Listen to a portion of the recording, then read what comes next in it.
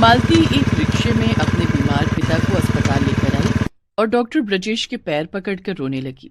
Doctor साहब, मेरे पिताजी बहुत बीमार है। डॉक्टर साहब, उन्हें ठीक कर दीजिए। उनके अलावा मेरा कोई नहीं है। उन्हें ठीक कर दीजिए डॉक्टर साहब, उन्हें ठीक कर दीजिए। ये सुनकर डॉक्टर ब्रजेश ने कहा, देखिए मैं समझ सकता हूँ, मेरा पैर छोड़ो, तुम्हारे पिता को हम अस्पताल में भर्ती कर लेते हैं, वो ठीक हो जाएंगे। डॉक्टर ब्रजेश के कहने पर मालती ने डॉक्टर ब्रजेश का पैर छोड़ दिया, लेकिन वो रोती रही।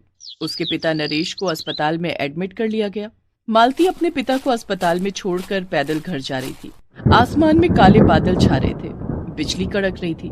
ऐसा लग रहा था कि मालती के आंसू की तरह अभी के अभी आसमान से बारिश धरती पर गिरेगी। पिताजी को अस्पताल में भर्ती कराई, लेकिन बारिश होने वाली है। बारिश में अस्पताल के अंदर पानी घुस जाता है, पता नहीं क्या होगा। उधर ब्रजेश को जमीन पर ही सुला दिया गया। सरकारी अस्पतालों की हालत तो ऐसी ही थी, पर्याप्त बेड नहीं थे। मालती के पिता नरेश जमीन पर सोए हुए तड़पते रहे। अरे डॉक्टर साहब, बहुत दर्द हो रहा है, मुझे पानी पिला दो, दवाई खिला दो, कुछ तो दे दो, दर्द कम करा दो डॉक्टर साहब। नरेश को दवाई देकर डॉक्टर ब्रजेश अपने घर चले गए। घर जाकर ब्रजेश सो गए और तभी बहुत तेज बारिश शुरू हो गई। पूरे आसमान में काले बादलों ने बसेरा कर लिया और तेज बिजली चमकने लगी। अस्पताल मिट्टी का बना हुआ था। मिट्टी की दीवारें तेज बारिश से भीग गईं और पानी अंदर आने लगा। नरेश जमीन पर ही सोया हुआ था। ये जमीन भीगा भीगा सा क्यों लग रहा है? अरे ये क्या, बारिश का पानी अंदर घुस रहा है, बारिश का पानी अंदर आ गया है। नरेश चिल्लाने लगा। आवाज सुनकर एक नर्स वहाँ आई। क्या हुआ, चिल्ला क्यों रहे हो? बारिश का पानी अंदर आ गया है, मुझे यहाँ से उठा ले जाओ। कहाँ उठा ले जाऊं? बेड खाली नहीं है, यहीं सोए रहना होगा। यहाँ कैसे सो सकता हूँ? जिस तरह से बारिश हो रही है, लगता है कुछ ही देर में बाढ़ आ जाएगा। जब आएगा तब देखा जाएगा, मुझे परेशान मत करो, चुपचाप सोए रहो। दिन भर मरीजों से तरह तरह की बातें करते करते नर्स थक गई थी। उसे भी नींद आ रही थी। वो भी अपने केबिन में जाकर सो गई। बारिश और तेज हो गई और सच में बाढ़ लगा। अस्पताल के अंदर सारा पानी घुस गया और नरेश उस पानी में बहता चला गया। अरे बचाओ, मुझे बचाओ। लेकिन बारिश की आवाज इतनी तेज थी कि नरेश को कोई सुन ही नहीं पाया। नरेश बहता चला गया और बहते बहते बहुत दूर जा पहुंचा। उधर मालती को नींद नहीं आ रही थी। पता नहीं पिताजी किस हालत में होंगे, मैं अस्पताल ही चली जाती हूँ, अभी पिताजी को सहारे की जरूरत है। मालती बाढ़ में पैदल चलने लगी। कुछ देर बाद पानी इतना ज्यादा था कि उसे तैरना पड़ा। तैरते तैरते वो अस्पताल पहुंची। अस्पताल पहुंचते ही उसने देखा कि अंदर पानी घुस गया है और बेड के ऊपर तक पानी आ गया है। हे राम, ये क्या, मेरे पिताजी कहाँ हैं? नर्स तब भी अपने केबिन में गहरी नींद में थी। मालती ने उसे बुलाया। उठिए मैडम, उठिए, मेरे पिताजी कहाँ हैं? कहाँ गए वो?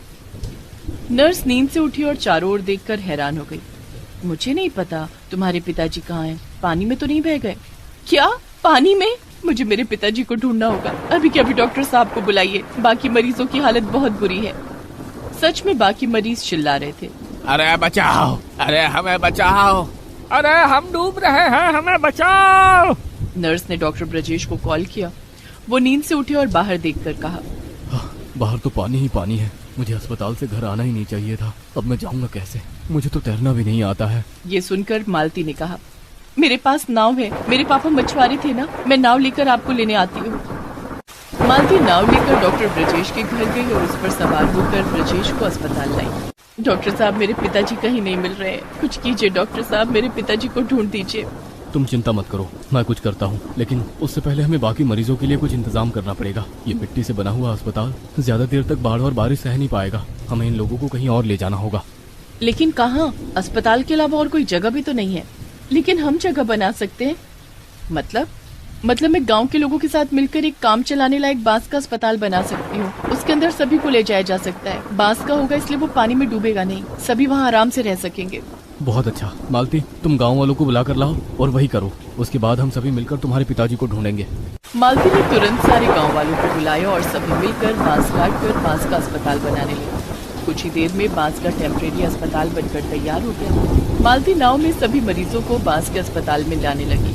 सभी मरीजों को लाने के बाद अचानक से मिट्टी का अस्पताल बारिश की वजह से पूरी तरह तबाह हो गया। मिट्टी का अस्पताल टूटकर चूर-चूर हो गया। शुक्र है भगवान का, वहाँ पे होते तो पता नहीं क्या होता। मालती, आज तुम्हारी वजह से सभी मरीजों को जान बच पाए, तुम बहुत बहादुर हो। लेकिन मेरे पिताजी को ढूंढना होगा। हाँ, चलो तुम्हारे पिताजी को ढूंढते हैं। बांस का अस्पताल पानी में तैर रहा था, इसलिए तैरते तैरते वो लोग कुछ दूर गए। उन लोगों ने देखा नरेश एक भाई के सामने एक पेड़ को पकड़कर चिल्ला रहा है, बचाओ, मुझे कोई बचाओ। अरे वो रहे पिताजी, डॉक्टर साहब मेरे पिताजी को बचाइए। डॉक्टर ब्रजेश ने अपनी जान की परवाह न करके बांस के अस्पताल के बाहर पानी में उतर गए। कमर के ऊपर तक पानी था। डॉक्टर ब्रजेश ने रिस्क लेकर नरेश को बचा लिया। पिताजी आप ठीक तो है ना? हाँ बेटा, मैं पूरी तरह से ठीक हो गया हूँ। मुझे पता चल गया है कि मौत के सामने हम सब लगन्य हैं। हाँ, ये बात सही कही आपने, लेकिन आपकी बेटी ने आज बांस का अस्पताल बनाकर हम सभी को मौत के मुंह से बचाया है। आपकी बेटी बहादुर और सुंदर है। क्या आप अपनी बेटी की शादी मुझसे कराएंगे? ये सुनकर मालती शर्मा गई। बांस के अस्पताल की वजह से सभी की जान बच गई। उसी में एक हफ्ते तक सभी रहे और उसके बाद बाढ़ खत्म हो गया। फिर मालती के साथ डॉक्टर ब्रजेश की शादी हो गई और वो दोनों खुशी खुशी जिंदगी बिताने लगे।